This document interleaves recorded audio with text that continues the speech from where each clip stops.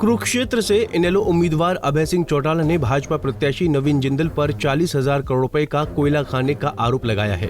कैथल में कार्यकर्ताओं की मीटिंग में पहुंचे अभय सिंह चौटाला ने कहा कि ये लड़ाई लुटेरों और कमेरों के बीच की है और अब की बार हरियाणा की जनता भाजपा और कांग्रेस दोनों को सबक सिखाने के लिए तैयार बैठी है।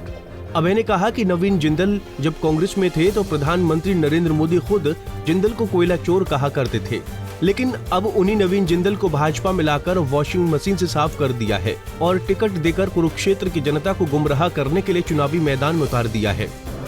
ये लड़ाई कमेरे लुटेरे के बीच में है।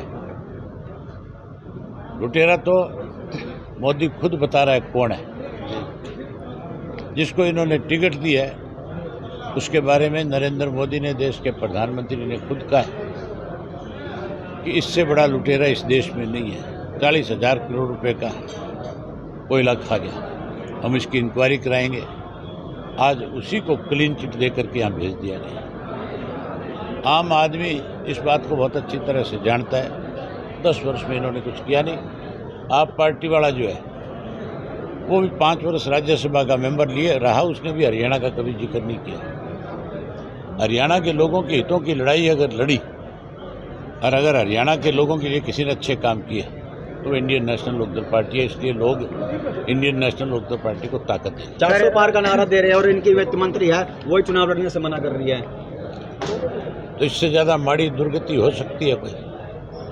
जो 400 पार की बात करते हैं उनको उम्मीदवार नहीं है। जिनको उम्मीदवार बनाना चाहते हैं वो भाग रहे हैं। सर, इनेलो लोकसभा चुनाव 10 सीटों पर लड़ेगी और कब तक आगे? अभी समय है ना, उम्मीदवारों का अभी समय है। हम अपने साथियों के साथ 6 अप्रैल के बाद बैठ करके बात करेंगे। 6 अप्रैल चौधरी देवीलाल की पुण्यतिथि है और उनके पुण्यतिथि के बाद हम तय करेंगे। वहीं इस मौके पर अभय सिंह चौटाला ने भाजपा के 400 पार नारे पर भी जबरदस्त चुटकी ली।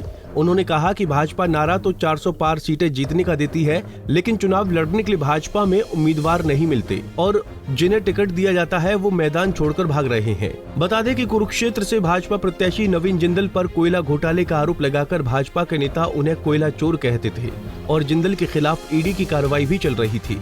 ऐसे में भाजपा द्वारा नवीन जिंदल को टिकट दिए जाने को लेकर आरोप प्रत्यारोप का दौर छिड़ा हुआ है। कैथल से जयपाल रसूलपुर, पंजाब केसरी टीवी। हमसे जुड़े रहने के लिए हमारे YouTube चैनल को सब्सक्राइब करें और नई वीडियो की नोटिफिकेशन के लिए बेल आइकॉन को दबाएं। अगर आप ये वीडियो Facebook पर देख रहे हैं तो लाइक जरूर करें और ज्यादा से ज्यादा शेयर करें। धन्यवाद।